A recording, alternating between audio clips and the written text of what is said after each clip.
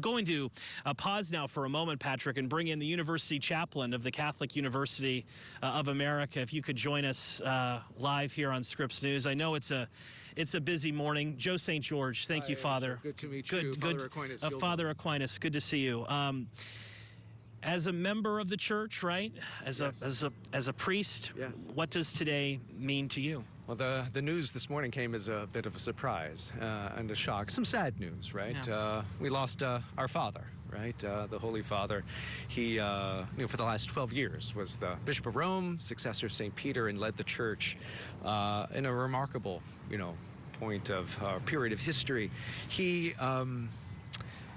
He's often mentioned as called like the people's pope, right, or the Pope of Mercy, and I really think that was the driving theme of his preaching and of his pontificate, just to make sure that everyone had the opportunity, regardless of the circumstances of their life, to hear the good news of the gospel. The gospel's for everyone, and church, especially pastors, and that's he often had strong words for pastors, is to get out there and make sure that everyone under their care, had the opportunity to hear the fullness of the gospel. You often hear the word humility, right, when it comes to Pope Francis. Him selecting the name Francis, right, the first pope to choose Saint Francis. Right. Of all the humble acts that Pope Francis did in the last decade plus, what strikes you as just being one of the more unique acts for a pope? I mean, we're talking about a pope here, not a pastor of a parish. Right.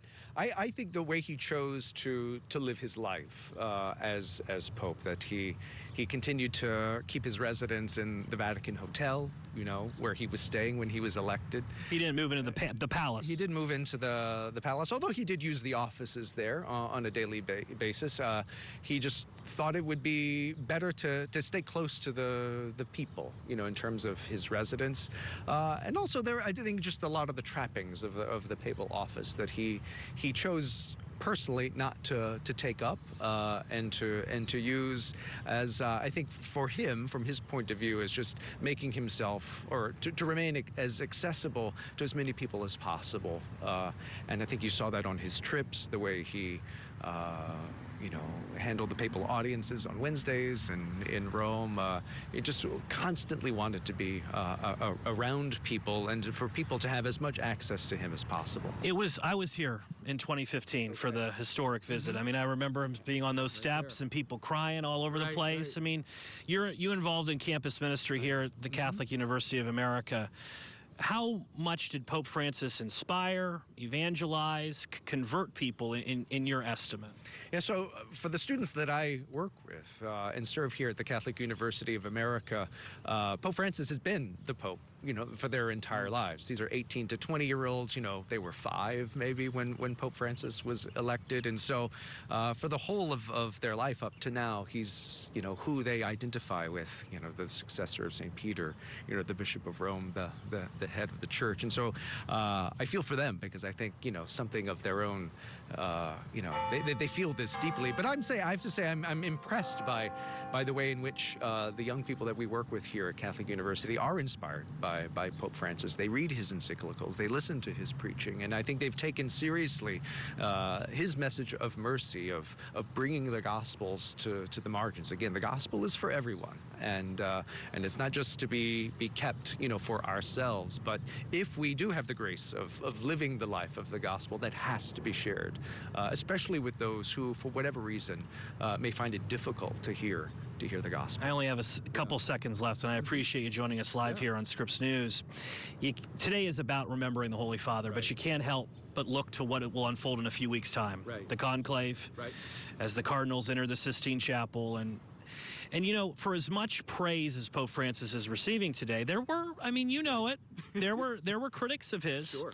There were some who thought that he was pushing too much reform, that the church needed to be more conservative, more traditional.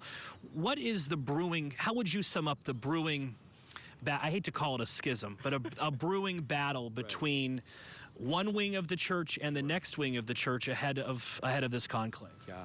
I hope it doesn't turn into a battle, right? And I don't think it will. I think the cardinals, as they assemble in Rome for the funeral, many of them will be meeting themselves, each other for the first time. As they come from the four corners of the world, as they pray for the repose of the soul of Pope Francis, as they attend the funeral, and as they enter into what are called the congregations. There'll be days of meetings of just the cardinals. Each of them will get a speech, to give a speech before the assembly, to share what they see and what they hear and what they think are going to be the important issues for the next pontificate. I think that will bring them together in a way as the weight of the task and their responsibility, they feel that on their shoulders. I do think that has a way of bringing them together in a common effort to deliberate and elect the next pope who's going to serve, the entire church for years to come. Pope Francis was the first pope from Latin America. Who knows? Maybe the first Asian pope or first African pope, or maybe a return to Europe as Father Aquinas. Yes. Thank you so much. I know it's a somber day, but my goodness, what an Easter Monday for the church. It is. In terms of this couldn't have been better scripted, right? I mean, just in terms of Pope Francis, even in death, is preaching the good news of the resurrection, right? As the whole world is focusing on Easter and the empty tomb. The Pope's passing into that mystery personally just does more to call our attention to it. Thank you, Father. Thanks for your time. Appreciate your time, and thanks to the campus of the Catholic University of America for allowing us to broadcast part of our coverage today. Patrick Terpstra, as we continue our coverage here on the Scripps News Group of the passing of the Holy Father. What an Easter Monday, Patrick Terpstra.